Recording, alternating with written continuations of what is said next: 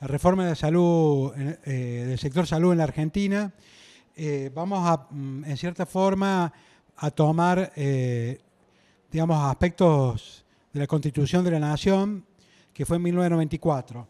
De la experiencia anterior, digamos, de Carrillo, la Constitución del 49, que daba fuerte determinación a los derechos sociales de los ciudadanos, con la Revolución Libertadora de Aramburu, lo primero que se hizo fue anular esa Constitución a través de un decreto. Y así nos mantuvo hasta 1994 la Constitución de 1853. Y en la Constitución del 94 es una Constitución de muchos aspectos liberal, y cuando habla del tema del derecho a la salud, identifica a los ciudadanos como consumidores y usuarios de bienes y servicios, tienen el derecho en relación de consumo a la protección de su salud, seguridad e intereses económicos. Continúa con la protección, defensa de la competencia contra toda distorsión del mercado y la participación de las asociaciones de consumidores y usuarios y de las provincias interesadas. Es decir, que habla de participación, digamos, como un consumidor activo, pero en cierta forma establece, digamos, que el Estado no tiene el mandato directo, como tenía la Constitución del 49, de garantizar el derecho a la salud. Es decir, que en cierta forma da pie para que se piense que la mano invisible del mercado puede distribuir los bienes para resolver los problemas y necesidades de las personas, que es el pensamiento liberal, que no hay que intervenir y que la economía y el mercado solo va a resolver los problemas, en este caso de salud. Y acá empiezo a fallar, Flavia. Va a tener que ayudar. Gracias. Bueno, todos vivimos hoy en esta provincia. 4 hospitales provinciales funcionan con menos camas, sector público, saturado, periodos de pico epidemiológico, es peor la situación. La próxima. No, por favor.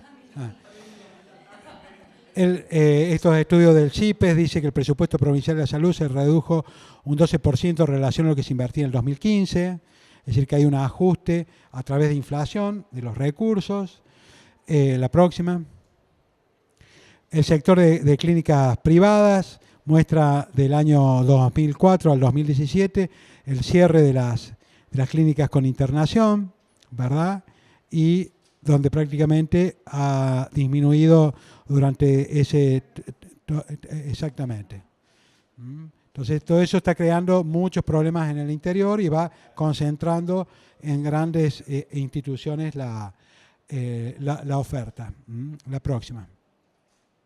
En definitiva, estos programas de reforma que vienen instalándose hace muchos años, como vemos, siguen generando una crisis permanente y ya crónica, ¿no? ¿De dónde sale esto? Del punto de vista del Consenso de Washington, en la década del 70, donde un documento que fue desarrollado por economistas, empresarios, funcionarios de Estados Unidos y representantes de los bancos, dieron las pautas que los países industrializados debía orientar las decisiones de los gobiernos de Latinoamérica y el Caribe. Así, los organismos multilaterales de crédito introducen estas pautas equivalentes, buscando una disciplina fiscal, las reformas tributarias, cambio competitivo, apertura a las inversiones, privatización de las empresas estatales, desregulación, protección de la propiedad privada y tasas de interés positivas. Es decir, no hay actividad con los organismos multilaterales que no estén estas pautas y estas firmas para cumplir con estos aspectos de la reforma. La próxima. Implica una desregulación y apertura de los mercados, el ajuste del Estado, la economía, la desocupación, la flexibilización laboral, la privatización de las empresas, los servicios públicos, la descentralización administrativa y la integración regional. Esto parte del supuesto de que la economía mundial con la globalización y las oportunidades que tiene la economía de hacer inversiones rápidas y a corto plazo y a mediano plazo a través del sistema financiero, y el comercio mundial ha crecido muchísimo en los últimos 20 años, había que propiciar que los países latinoamericanos pudieran ser receptores de esas inversiones para poder hacer sus propios desarrollos. Entonces, dice, abran la economía, abran sus mercados, que las inversiones van a ir llegando para poder ir generando el desarrollo que ustedes necesitan. Parte de ese supuesto, para lo cual, para que esas inversiones sean atractivas, los salarios tienen que ser bajos y el Estado tiene que generar ahorros para que ese dinero pueda ser volcado al sistema del mercado y el desarrollo. Veremos que con los años esta política se sigue repitiendo y los resultados son los que hoy tenemos en el país. Por lo tanto, cuando hablamos de las reformas, estas se han ido desarrollando a través de los organismos de crédito multilaterales principalmente, y podemos hablar de las OSLAC, la define como las de primera generación, como las quirúrgicas, que es la etapa fácil del proceso. Es la que vivimos en la década del 90 con las privatizaciones de las empresas estatales, los cierres de las empresas deficitarias, de los ramales, en fin, todo, las empresas energéticas, la desaparición del Estado de aquellas actividades, como decía Dromi, todo lo que el sector privado hace, el Estado tiene que dejar de hacer. Luego ya se proponen las reformas de la segunda generación, también denominadas así por OSLAC, donde son postoperatorias o de rehabilitación. No se han desarrollado aún en la mayoría de los países y son las que apuntan a lograr un mejor estado, no solo más chico, tecnológico y culturalmente más avanzado y redistribución más equilibrada. Así son presentadas estas reformas que van principalmente a las áreas educativas y a las áreas de salud. La próxima. ¿Cómo le define la Organización Mundial de Salud a los procesos de reforma? Es un intento de construir una definición, esto lo dice Del Martino, lo define como un proceso de reforma, como aquellos procesos de carácter intencional, sostenido y sistemático de cambio estructural en uno o más subsistemas del sector salud. La próxima.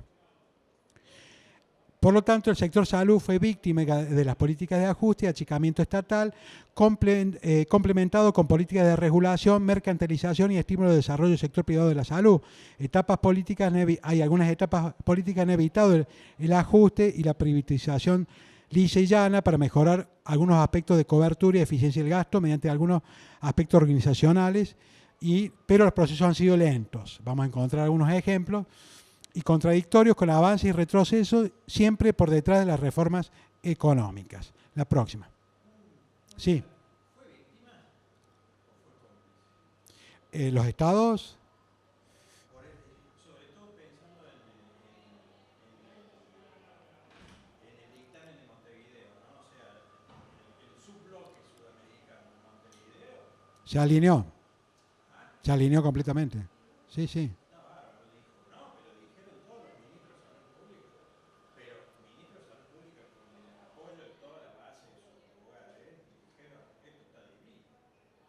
Y bueno, habría que por ahí, cuando uno habla de Estado, habla del pueblo. Por ahí los gobiernos, sí.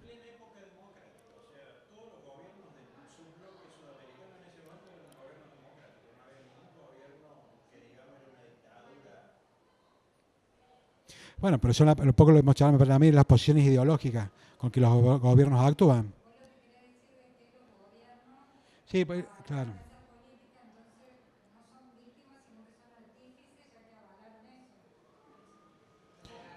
Claro, sí, sí. Está bien, es una forma de una lectura.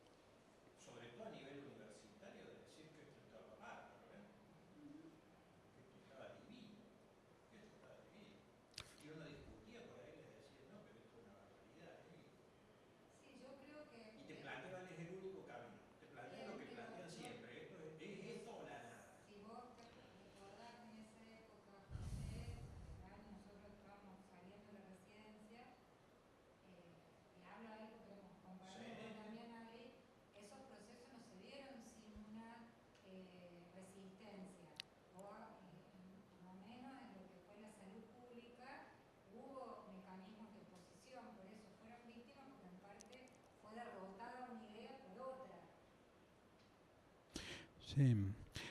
Digamos, habría que verlo también que es incompleta la reforma.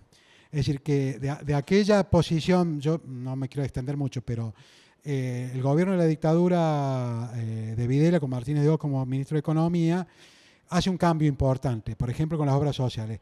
De unidades, digamos, individuos jurídicos pasan a entes de obras sociales.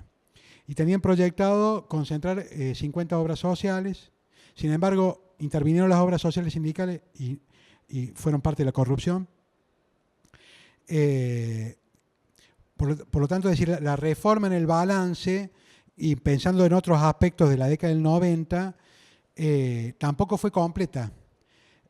Por ejemplo, en Management Care, que digamos que fue importado, digamos, el gerenciamiento, los grupos Excel y los grupos de inversión que hubo en la década del 90 hicieron los negocios de inversiones con sus empresas, pero modificaron muy poco el desarrollo de gestión, que era el sistema actuarial de seguros que tiene Estados Unidos. Estados Unidos tiene un gran sistema actuarial de seguros, donde te van categorizando por tu edad, por tu antecedente, como seguro. ¿Ah?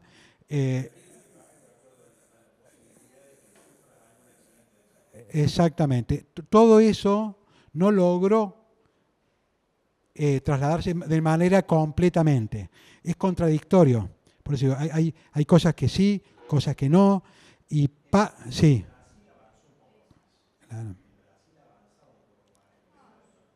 Sí, sí, está bien. Sí. Sí. Chile tiene, digamos, porque Chile tiene algo peor todavía, que es el subsidio, donde tiene las prepagas, donde se toma a la gente joven y con mayor poder adquisitivo, pero cuando necesitan tratamientos de alto costo, se lo pasa al Estado. Es decir, todos los tratamientos de terapia intensiva, de diálisis, lo paga el Sistema Nacional de Salud y no las prepaga. Entonces, es realmente caótico, digamos, en ese aspecto. Y otro aspecto importante, digamos, que, así es. Y voy a decir otro aspecto quizás secundario, y a lo mejor me estoy extendiendo en otras cosas, pero también me baso un poco en la dictadura, como también los médicos nos equivocamos. Hubo acá en Córdoba a través del Círculo Médico de Punilla, hubo un primer encuentro de auditorías compartidas. Comenzó a desarrollarse el pensamiento de auditoría compartida. Antes era muy administrativa y ahora se trabajaba sobre los casos. Y el gobierno puso el nomenclador nacional nuevo, lo modificó con 6 dígitos y le dio mucha trascendencia a la tecnología médica, en contra del trabajo médico. Había dólares baratos y se tecnificaron la mayoría de las clínicas privadas. El sector público quedó abandonado, el sector privado con dólar barato, grandes tecnologías, se endeudaron y esa deuda que era privada pasó a ser pública con Caballo. Entonces también hay que ver por qué es deficitario el Estado y por qué es lo que pasa con el Estado. Sin embargo, digamos, la CONRA participó en esa reunión y consolidó un modelo que nos hizo mucho daño a los médicos que trabajamos en nuestra tarea intelectual, ¿verdad? Y otro aspecto que sucedió allí también, que para mí es importante, fue que FEMECO, la Federación Médica de Córdoba, formó FEMECO, que era un área gerenciadora donde hizo el convenio con PAMI. Entonces, empezó a recibir, tenía el convenio. Entonces recibía la cápita de PAMI, demoraba el pago a las clínicas y las clínicas con sus trabajadores, ¿verdad? Por lo tanto, la primera gerenciadora, digamos, que hubo en este ámbito, con ese modelo prestacional, tuvo presencia el FEMECO. Manejaba mucho dinero y se asoció con el grupo SACETRU, que era industria alimentaria, que eran 3 familias, muy importantes, un grupo muy grande, y armaron un banco, Sacetro armó sus bancos y se asoció con el FEMECO. Quebró ese banco. ¿Por qué? Pues el grupo Sacetro se enfrentó en 1981 con Martínez de Oz, y parte de las deudas que ellos tenían no fue reconocida porque era un sistema financiero de los amigos, a quien eran amigos de los militares, los recibían, y esto quedó ahí, y nosotros perdimos como médicos todo tipo de cobertura, de actividad gremial hasta nuestros días, ¿no? Es decir, que hay que conocer, es decir, que la desregulación del sistema sanitario arranca con el año 57, cuando hace convenio ese gobierno con la OPS, donde empieza a desregular y manda todos los hospitales nacionales a los municipios y a las provincias. Y es Oñatibia y Noblia los que retoman los gobiernos, pero claro, era un interregno de pocos años, desarrollan una política de medicamentos muy importante, muy interesante. Rescato esto porque son hitos que yo no los he dicho, pero vale la pena valorarlo. Y seguimos los médicos naufragando en una identidad que nos permita colocarnos, digamos, en el mundo real del sanitarismo que hoy tenemos, ¿viste? Pero bueno, yo creo que arranca las reformas en todos esos periodos anteriores. ¿Por qué digo que no todo es igual? ¿Y por qué digo que la reforma en cierta forma se detiene en muchos aspectos? Porque hubo un periodo, digamos, totalmente discutible, pero los periodos que el país en el siglo XX y parte del siglo XXI más ha crecido son estos: 1903, 1913, el PBI anual 7,1, 1918, 1929 el 6, 1933 al 44 el 4, en el periodo peronista crece poco, menos del 4, 1964, 1974 con los gobiernos desarrollistas y los gobiernos con el 4,8, luego disminuye ese crecimiento y en el 2003 a 2013 nuevamente al 6,7%. Luego eso va cayendo hasta hoy, que es negativo, digamos, el crecimiento del PBI, y por supuesto que eso impacta en las tasas de desempleo. Y este es un economista, un investigador, que habla de este periodo de 3 etapas distintas, ¿no es cierto? Y lo describe como 3 partes del kirchnerismo: primero, segundo y tercero. Una primera etapa que va del 2003 al 2007, una segunda etapa que va del 2008 al 2011 y una tercera etapa que va del 2011 al 2014 prácticamente. Las tasas de desempleo van siendo bajas, la deuda externa va disminuyendo, el resultado fiscal en los primario es positivo los 2 primeros periodos, ya el segundo es negativo. En definitiva, empieza a verse que en esta tercera etapa, de acuerdo a los economistas, había que volver a modificar el rumbo económico porque las cosas no estaban yendo bien. Y la tasa va aumentando, inclusive si tomás el índice Congreso de esos años, es inferior a lo que hoy estamos viviendo, digamos, ¿no? Tratado de ser lo más objetivo posible porque es un investigador claro y aquel que quiera criticarlo lo critica, no tengo ningún problema, digamos, ¿no?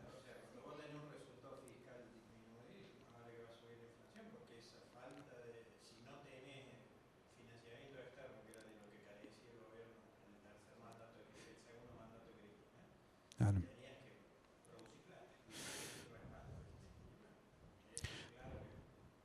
Entonces, muestra un poquito más que todo por lo que habíamos hablado anterior, el tema de la economía y la salud de las personas, ¿no? El empleo, la obra social, la vivienda, por eso que muestra un poquito esto, sin detallar mucho más. Hoy el sistema de salud tiene estas características, ¿verdad? Tenemos un sistema público, el total son 43 millones de habitantes, ¿no? 2016. Este trabajo es de 2018. Y este es el universo. Tenés una población general, el gobierno nacional, provincial, municipal, y ahora vamos a ver los subsistemas de seguridad social, obras sociales provinciales, las Fuerzas Armadas, las universidades y otras, ahí hay empleados y jubilados y algunos otros sectores que se asocian con las obras sociales provinciales. Son 7 millones de habitantes que tienen este tipo de cobertura. El PAMI, que fue creado en 1971, si no me equivoco, son 4,8 millones, las obras sociales nacionales son 14 millones, 26 millones, 60%. Y un 5% el sistema privado completan, digamos, prácticamente un 65% con algún tipo de cobertura de obras sociales o privada y el resto a través de la cobertura estatal. Este se ve horrible, pero en realidad lo que me interesa es el tema del PBI. Se ve mejor cuando se los pase individualmente, lo van a poder bien. El PBI, digamos, del sector público se lleva prácticamente el 2,3% del sector público, gobiernos nacionales, provinciales y municipales. El 1,7% se lo lleva los gobiernos provinciales y 0,40 y pico los gobiernos nacionales. Este es el PBI de la Seguridad Social, que suma 3 y pico, y otro 2 y pico suma el sector privado con un 1 y pico % del PBI, el gasto de bolsillo. Es decir, que Argentina gasta mucho de bolsillo. En total hace que el gasto del PBI sea del 9% en el país en este momento. De esa torta de dinero es la que le interesa las reformas. Sobre todo, poder disminuir la del Estado, el PBI del Estado, que ese dinero se distribuya al sector principalmente de las empresas de prepaga, como optimizando el sistema de seguro y el sistema de gestión privado. Pero esto no es tan fácil, hay presiones demográficas, los grupos de mayores de edad, los jóvenes, las mujeres, aspectos epidemiológicos, la concentración del país es diversa, no es lo mismo el PBI que tiene el Chaco, que tiene la provincia de Buenos Aires, son 8 veces más lo que tiene el Cava, por ejemplo, del PBI que tiene el Chaco. Por lo tanto, los recursos en un sistema federal como hoy está pensado y como sostiene OPS y como sostiene la reforma, es imposible de poder desarrollar porque hay sectores que el Estado tiene que sí o sí tener presente. Y hay que tener cuidado porque el CUS tiene, cuando es interesante revisarlo, el documento que tiene del año pasado con la implementación del CUS con el Banco Mundial, donde ellos tienen la fórmula de cómo este índice demográfico y de condiciones sociales hace que el Estado ponga más plata en políticas focales en esos lugares donde los recursos son escasos. Los aspectos de la tecnología, el conocimiento científico, el desarrollo de los costos increciendo, la expectativa del usuario, que también es un tema importante, y los problemas de equidad. Estos son porcentajes de las obras sociales que tiene cada provincia. Hemos visto como el Chaco es menor, y aparte son obras sociales estatales con pocos ingresos, y como la provincia de Santa Cruz tiene un 76%. Córdoba estamos en el orden del 59%. Es la media.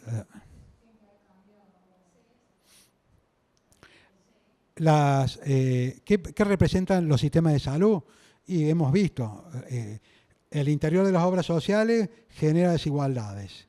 El sistema público genera desigualdades. El interior de las prepagas genera desigualdades. Es decir, que estamos en un sistema que el propio sistema está generando los problemas permanentemente. Entonces esto genera sectores sociales que reciben servicios, otros no. El sector de salud es una fuente de renta y de empleo. Se gana plata y la gente trabaja. Se moviliza gran cantidad de recursos y de dinero. Es un ámbito de permanente innovaciones tecnológicas. Es un sector complejo. El sector económico que afecta a las variables macroeconómicas, es decir, un mal desarrollo de las políticas de salud influye sobre la macroeconomía.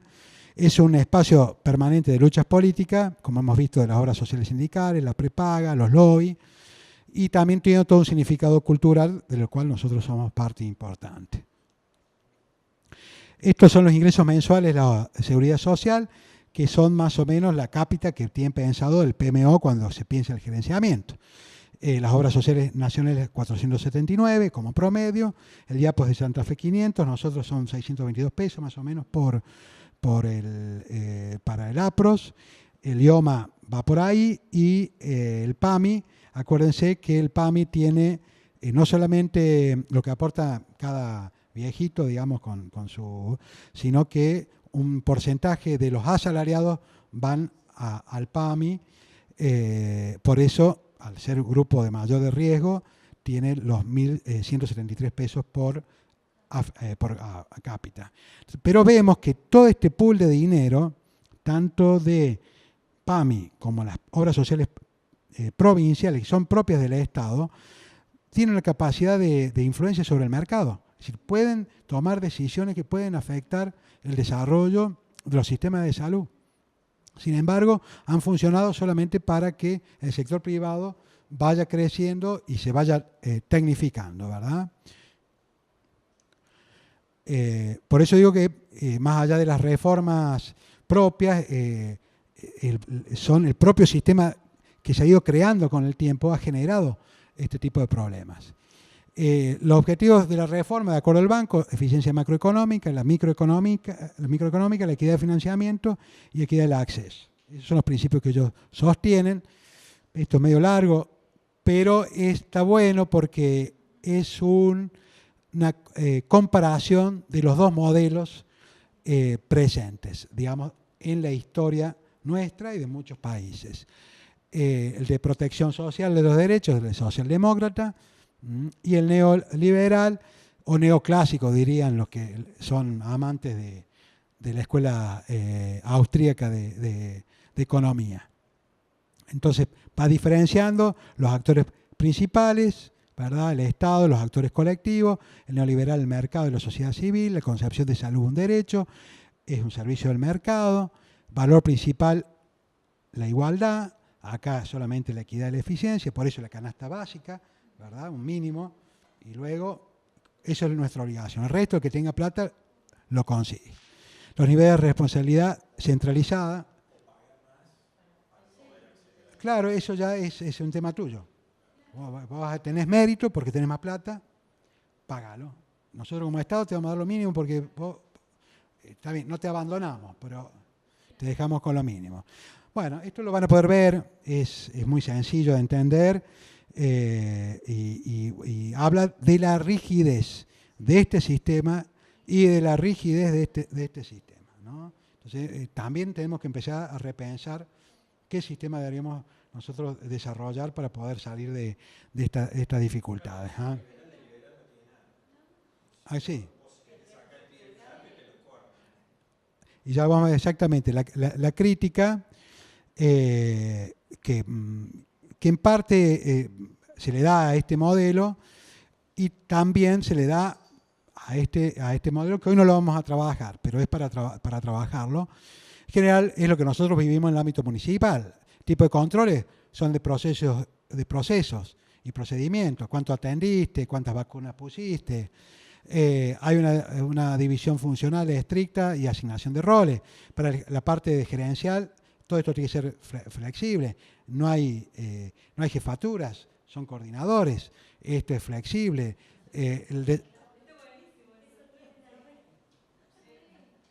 Claro, le resulta conocido. Organizaciones por proyecto. En ese aspecto es modelo horizontal. El médico, el enfermero y el trabajador social, lo único que estamos viendo es el resultado y no las responsabilidades individuales que tenemos, porque nosotros todos estamos responsables del resultado, no de la parte mía que yo hago. No, yo tengo que hacer mi parte bien. Yo opero, sí, perfecto. Y tengo que operar bien. Pero la captación del paciente con cáncer es la enfermera que lo busca. Entonces, somos iguales. Es brava la cosa, porque yo doy el ejemplo porque yo en últimos años trabajo mucho ahí en el hospital operando, entonces, bueno, es subjetivamente, y eso que soy un tipo que tengo la cabeza abierta, pero bueno, la responsabilidad que yo tengo dentro del quirófano no la tienen otros, ¿no? Pero bueno, es para discutir otros aspectos. ¿Ah? Otros aspectos no significa que la solución de estos sea el modelo neoliberal. Pero es bueno que con vos podamos discutirlo con información precisa. Eso es interesante. Bueno, Va a ser muy interesante. le vamos a pasar un poco de bibliografía. Hoy en día hay mucha información sobre el impacto que tiene el FMI en la salud de los pueblos. Por ejemplo, el último brote del ébola está directamente relacionado con el quiebre del sistema sanitario de Mozambique y de otros países, me acuerdo, ¿no?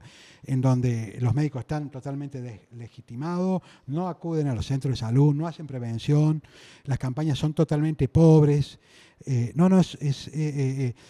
tema de la salud de los niños también.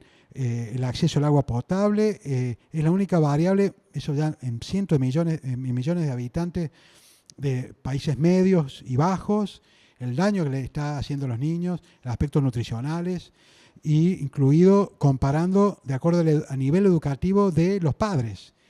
Es decir, hay mucho trabajo muy interesante de bibliografía que hoy ya no nos puede charlar como fue en la década del 90, donde nuevamente, disculpe que por ahí yo sea reiterativo, pero me parece que hay que resaltarlo, en la década del 90 un ministro de salud nos impuso el gerenciamiento.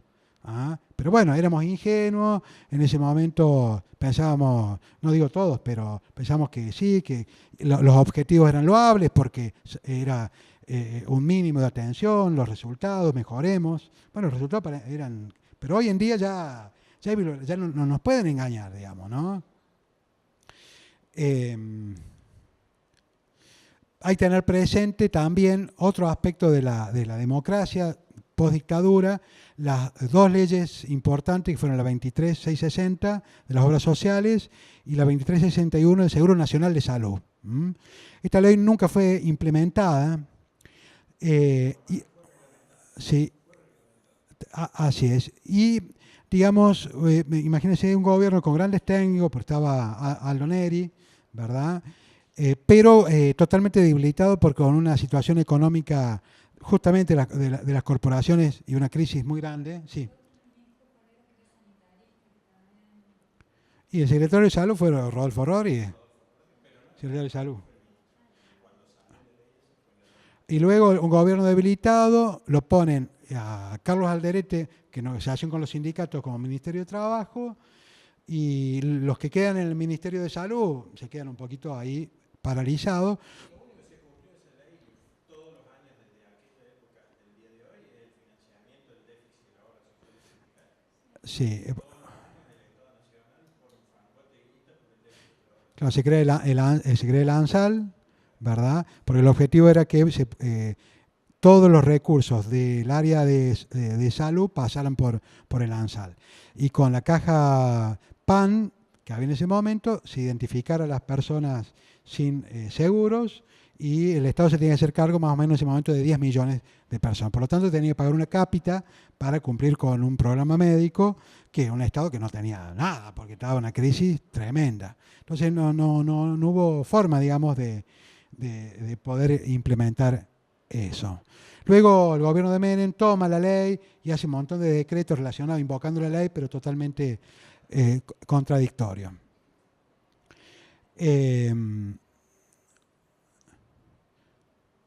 La atención fundamentalmente curativa sea provista por el gobierno, por el sector no gubernamental, deben ser pagadas por quienes la reciben. Este es un concepto de la reforma del Banco Mundial del 87. Los consumidores están dispuestos a pagar directamente por los servicios que implican beneficios mayormente privados, pero por lo general son reacios a hacerlo por aquellos programas de servicios que benefician a la comunidad o a la sociedad como un todo. Es decir, difícilmente yo tenga el cable si tengo, digamos, fútbol para todos, porque el fútbol para todos lo veo. Le doy un ejemplo sencillo. Entonces la gente no usaba el cable. Se va a fútbol para todo el mundo se va al cable para poder fútbol. Digo, ese pensamiento del mercado también lo aplican en el área de la salud. ¿Ah? Y fue la época donde le cambiaron a la definición de atención primaria de Almata la palabra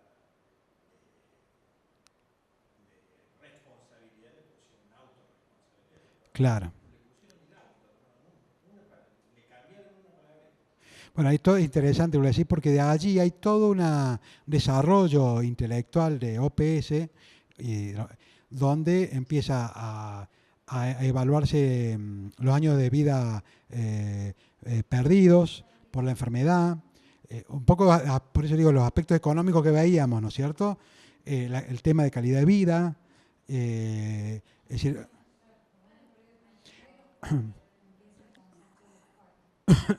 eh, los factores de riesgo, los grupos de riesgo. Es decir, hay todo un andamiaje de un desarrollo importante e intelectual que vale la pena conocerlo y estudiarlo también porque que hace a nuestra conformación cultural de médico, digamos, ¿no?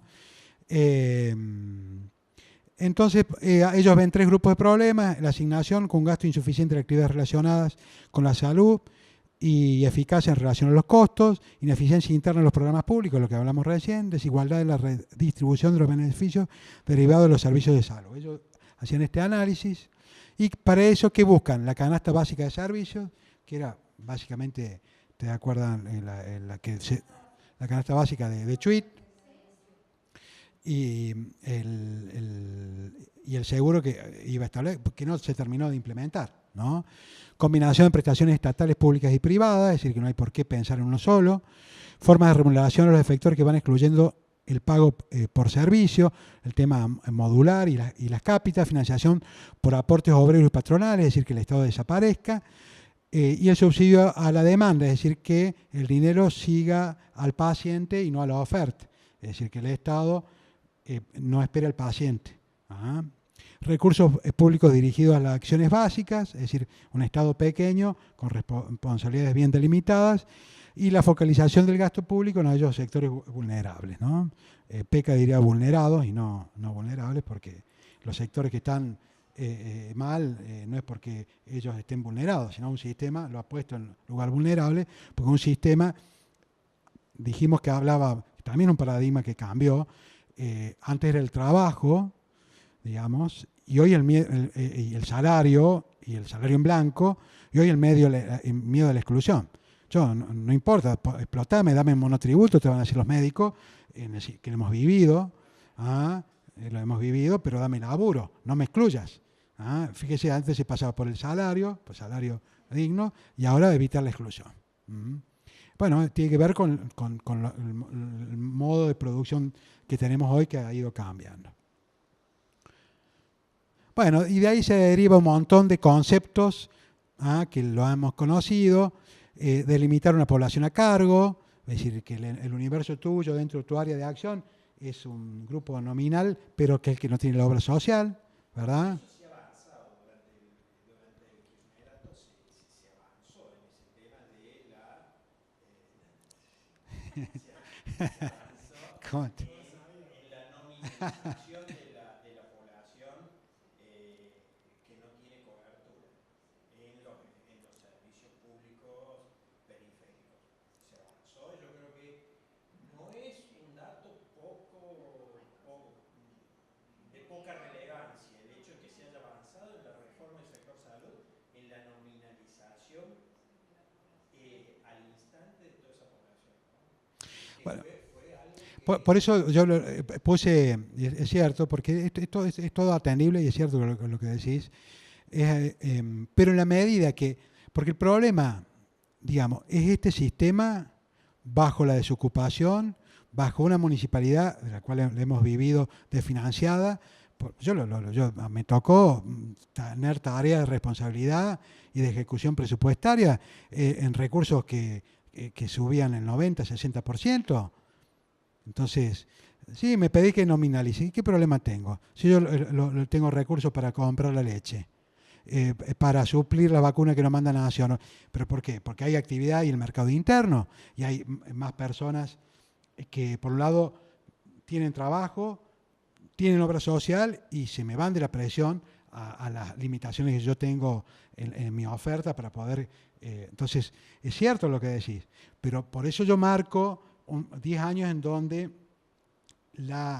el desarrollo general permite digamos, un alivio y un mejoramiento al sistema socialdemócrata, por decirlo así.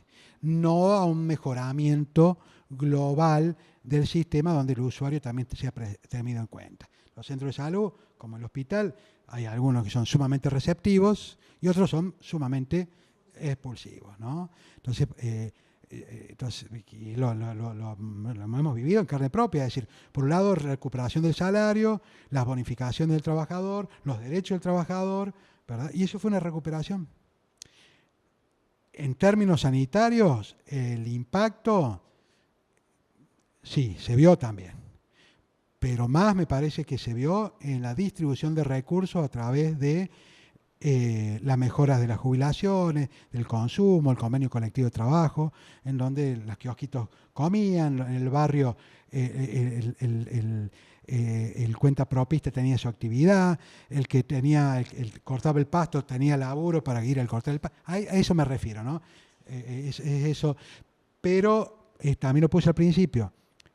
El plan, el programa federal de salud, remediar, todo eso fue con financiación externa. Entonces, comparto, tiene la lógica, tiene esa lógica. Y esto que sigue en marcha. Hoy yo les ponía el ejemplo de las malas noticias del sistema sanitario provincial, pero también están las buenas noticias que da el gobierno nacional, historias clínicas informatizadas, en red de todos los hospitales. Bueno, esto está en marcha, siguen a pie, digamos, ¿no? Sí, a ellos siempre discuto el tema, que estamos todos a favor de la informatización, pero con fondos del Estado, ¿estamos? No que venga otro a informatizar. ¿Estamos? La informatización es importante, el trabajar en red es importante, pero hay que ver bien de dónde viene ese fondo para lograr eso, porque si ese fondo sirve como, o sea, si la plata viene como para complementar un paso más de la implementación de la reforma del sector salud, es un caramelo envenenado. También, ¿por qué? ¿Para qué? ¿A eso se refiere? Sí, un poco a eso y un poco, digamos, para qué trabajamos informatizando. Porque lo que vos podés lograr después de la informatización sería, a ver, agilizar el sistema sanitario de alguna manera, pero esos datos también pueden ser utilizados para otras cosas. Es todo, lo que decís, todo un desafío en el sistema comunicacional hoy.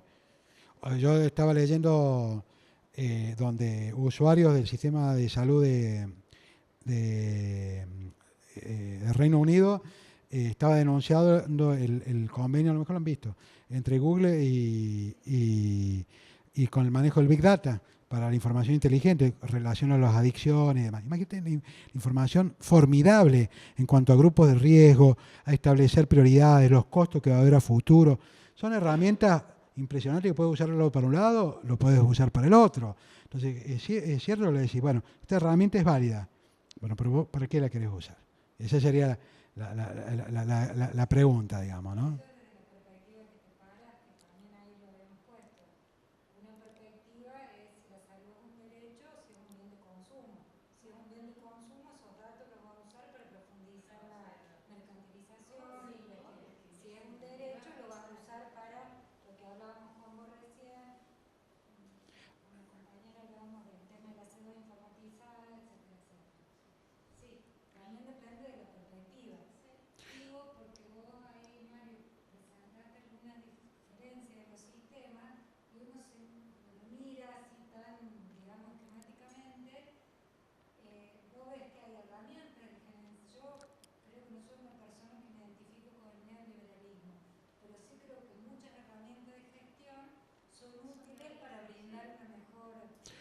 Aunque considero que la salud es un derecho y no un bien de consumo.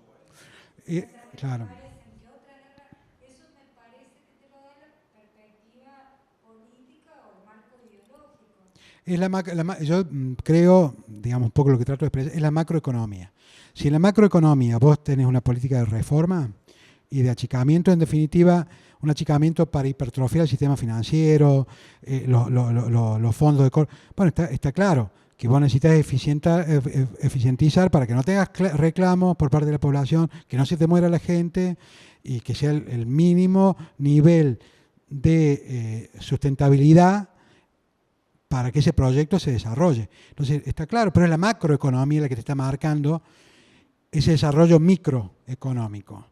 Entonces, yo estoy de acuerdo con las herramientas de la microeconomía, ¿verdad?, de la gestión, pero lo que yo voy a discutir es la macroeconomía. Si vos me estás dando una macroeconomía de privatización, de ahorrados de recursos para poder pagar los intereses, los bonos, etc., y yo no voy a estar de acuerdo.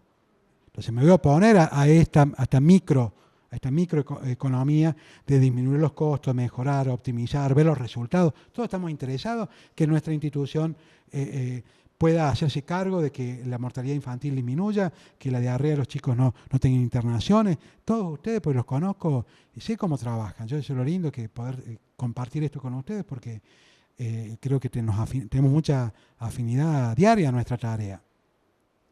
Entonces esas herramientas son bienvenidas, pero discutamos la macroeconomía, digamos, ¿no? Aunque ese es el voto, yo le diría, discúlpeme, porque no podemos influir sobre ella. A lo mejor en el centro de salud la micro sí hace una resistencia, hace una huelga, hace una cosa, pero la macro, no sé. Bueno, en definitiva, esta es la crítica. Los sectores críticos del paradigma neoliberal consideran que el sector salud no puede funcionar bajo la lógica de mercados, debido a que no cumpliría con las exigencias mínimas para poder hacerlo. En este sentido, el mercado de servicios de atención médica funcionaría bajo la lógica de los mercados imperfectos. Y las características de un mercado imperfecto son existencia de asimetrías de información entre oferta y demanda. Es decir, lo que a vos te ofrecen y tu conocimiento es lo que se te brinda. No sabes que puede haber otras cosas aparte de lo que se te da, ¿verdad? La tendencia monopólica, sobre todo en los hospitales y los servicios de alta tecnología, es decir, que a veces concentra en pocas manos el desarrollo de los servicios. La tendencia del sector privado fundamentalmente es excluir a los grupos de alto riesgo y a los que presentan enfermedades costosas, selección adversa. Es decir, me quedo con lo que me sirve, lo que no, lo que pasa en Chile. La falta de asociación entre el uso de alta tecnología y el aumento de la productividad. Es decir, muchas veces los resultados de salud se empobrecen y aumentan los costos con la alta tecnología, en vez de que el recurso humano, que es vital en los resultados, porque siempre ustedes lo han dicho y lo ha aprendido ustedes, mano de obra intensiva, no lo tenés y se paga mucho en tecnología.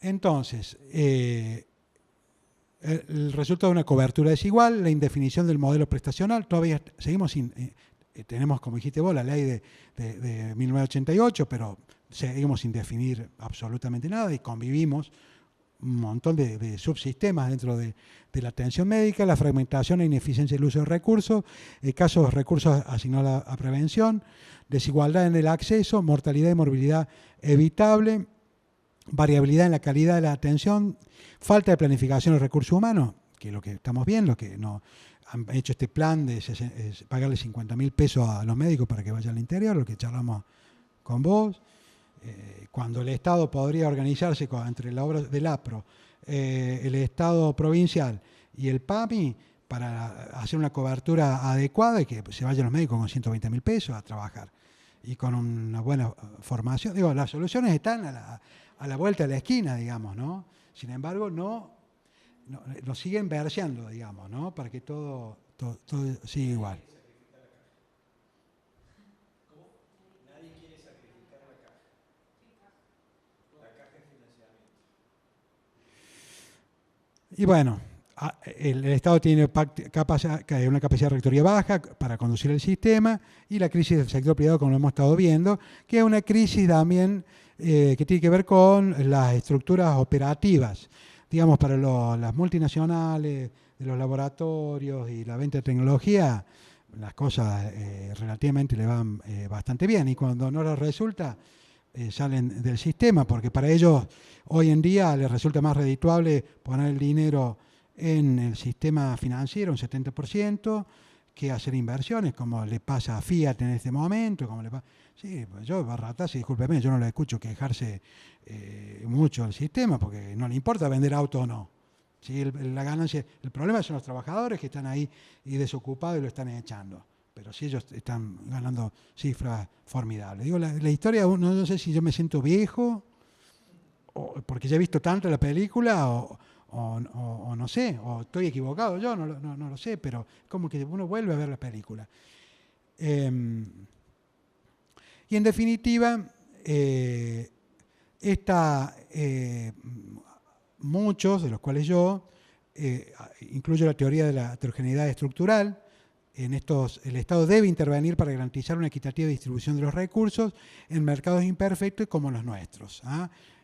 Eso implica pisar muchos callos, acumular mucho poder, ¿verdad? Porque necesariamente hay que trabajar sobre estos sectores de la tecnología médica, sobre los sectores sindicales como están hoy, con el tema de las prepagas, con el tema de OSDE, con el tema, digo, hay que sentarse y a discutir todo el sistema, digamos. Que es un sistema altamente corrupto, porque sabemos que más del 30% del gasto se va en cosas superfluas y no en el gasto del paciente, y un PMO que, por lo menos en este trabajo que yo muestro ahí, está en los 600 y pico de pesos, y hay un 70% de las obras sociales pequeñas que no logran cubrirlo, ¿verdad? Ni siquiera con las asignaciones que decías vos del Fondo Solidario de Retribución. Es decir, que el sistema está quebrado. Está quebrado el sistema y no logramos todavía sentarnos a discutirlo. Yo creo que no... un concepto de Stiglitz, ¿no es cierto?, que critica las altas tasas de interés alentadas por el FMI, conspira contra la creación de empleos y nuevas empresas. Sin embargo, lo seguimos teniendo al FMI dentro nuestro y dictando las cosas.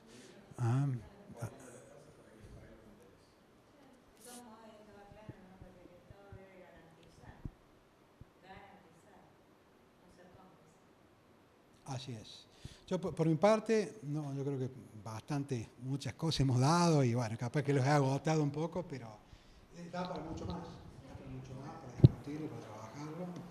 Pero bueno, tenemos oportunidad todo el año de ir trabajándolo y yo les pido por favor que cualquier observación del desarrollo del curso, de los temarios, el primer año que hacemos después de mucho tiempo, nosotros queremos que la gente concurra, lo haga, sea un espacio abierto, que podamos discutir con otros sectores también, sería bueno, porque después vamos a poner gerentes de alguna clínica privada de calidad, pero nosotros ya tenemos una discusión previa para saber de dónde vamos a escuchar. No vamos a ser personas agarradas, por eso el interés de esta primera charla, que nos permita orientarnos en una posición y también de tolerancia, porque es parte, digamos, de las realidades que el día que haya una transformación, esos sectores no vamos a hacerlos desaparecer, porque no, va a ser imposible. Vamos a tener que trabajar. Yo un poco la idea de esta primera charla introductoria tenía que ver con revisar aspectos históricos que hablan de cómo se fueron conformando los distintos sistemas de salud, y dentro de esos sistemas de salud, no sé si vieron, que se trató de hacer un paralelismo entre lo que pasaba en términos históricos como hitos importantes en cuanto a situaciones de guerra o en situaciones de sistemas políticos que determinaron una mirada de la salud, cómo fue dándose primero la salud como servicio y no como derecho, de qué manera fue el Estado conformándose en qué instituciones, desde una idea de salud pública, que es un poco lo que es la gestión. Hemos tenido una mirada más desde el mundo occidental y desde cuáles fueron los efectos acá en la Argentina, cómo se fueron desarrollando desde la segunda mitad del siglo XIX, que es un poco lo más fresco, todo lo que son las organizaciones vinculadas a la beneficencia, las corrientes inmigratorias, las cooperativas y las organizaciones de trabajadores, que posteriormente terminan siendo las obras sociales, Y en ese marco de desarrollo terminamos viendo lo que se planteó en un principio, en el primer cuadrito, que hay una relación entre el PBI per cápita, que es un indicador de desarrollo económico, y las condiciones de salud y la esperanza de vida. La esperanza de vida no es otra cosa que un indicador de las condiciones de salud de una población. No es lo único un desarrollo económico para tener una buena salud, porque ya sabemos que Estados Unidos es un país que tiene mucho desarrollo económico y no tiene mejores indicadores de salud que otros sistemas. Pero que este devenir histórico ha llevado en esta conformación de este sistema nuestro, donde tenemos un subsistema público, uno de las obras o estatal, uno de las obras sociales y otro privado. El mercado privado es un mercado relativamente chico en Argentina y donde el mayor desarrollo es la capital federal. Sin embargo, un montón de leyes, ya vamos a ver, y cosas, están profundamente sesgadas por estos grupos económicos.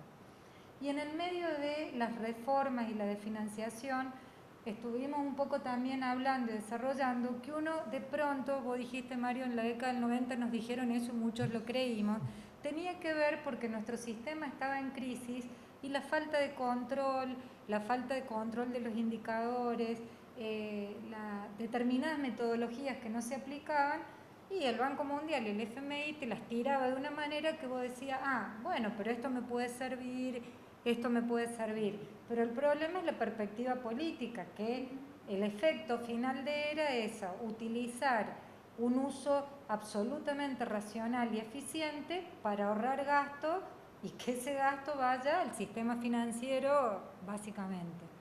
Y dentro de esta crisis de salud, al final del curso, vamos también a hablar de algunos nuevos desafíos y entre eso el tema de los medicamentos. Pero dentro de los medicamentos, no desde la perspectiva del uso racional, sino de la presión corporativa de la industria farmacéutica respecto a la producción de medicamentos que son insostenibles por cualquier estado, no por el nuestro únicamente.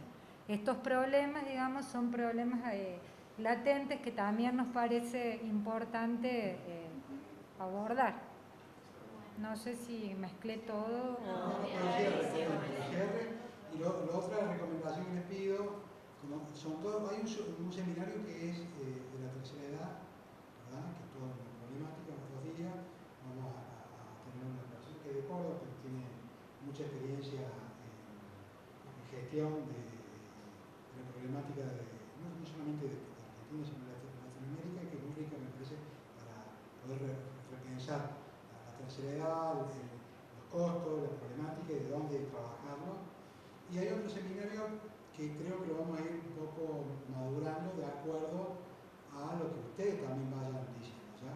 Tomo el tema de aspectos del ámbito municipal, de los concursos, de los aspectos inherentes que le interesen de manera directa, y así podrían surgir algunos temas puntuales de otros ámbitos que no están en el ámbito municipal, y en ese seminario lo podríamos ir puliendo. Me parece que es más rico no ser tan rígido, siempre lo podamos hacer con tiempo. La verdad que es muy extenso todo y da para muchas cosas. ¿No? Inclusive también, que ya he escuchado el interés común de que aquellos que quieran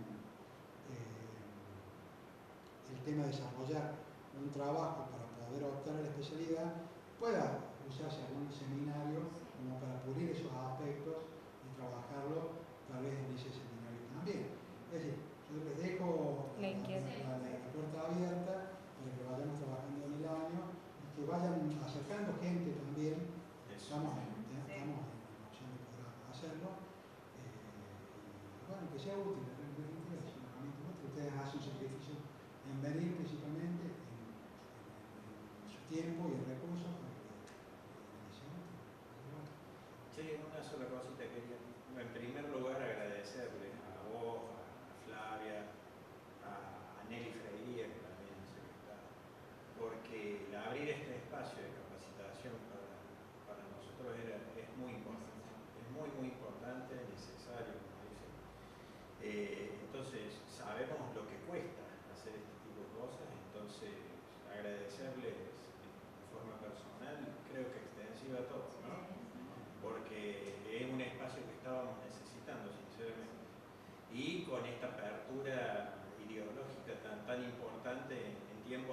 ya cerrado prácticamente el debate del tema salud, no se puede discutir casi nada, ¿no?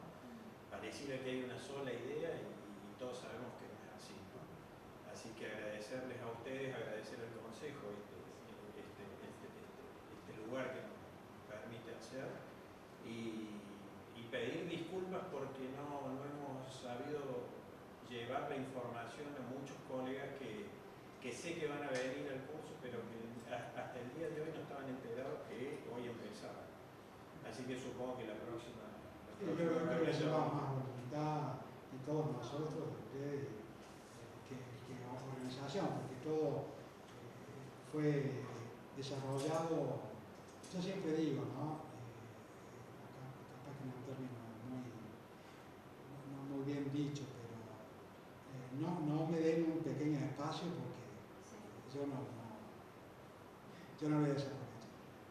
Muy bien. Lo he hecho siempre así, y ustedes algunos me conocen más, por eso te menos, agradecemos eso. y la gente de atención primaria con muchos problemas que hemos tenido, por lo menos la parte que a mí me tocó trabajar, que fueron muchos problemas que tuvimos, lo pudimos resolver y creo que fueron hitos importantes para evitar la tercerización de la tecnología, como fue, los negocios particulares en el ámbito público, y bueno, hay muchas cosas que a mí me motivan también para poder trabajar y dialogarlo y bueno, multiplicarnos.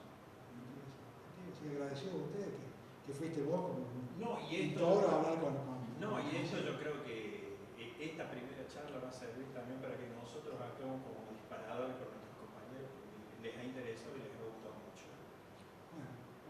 Y los casos que quieran traer desde el punto de vista epidemiológico, conflictivo, de interés, porque hay que escucharlos a ustedes también, hay que trabajar esa problemática que muchas veces terminamos sufriendo de manera personal, pero tiene que ver política organizativa.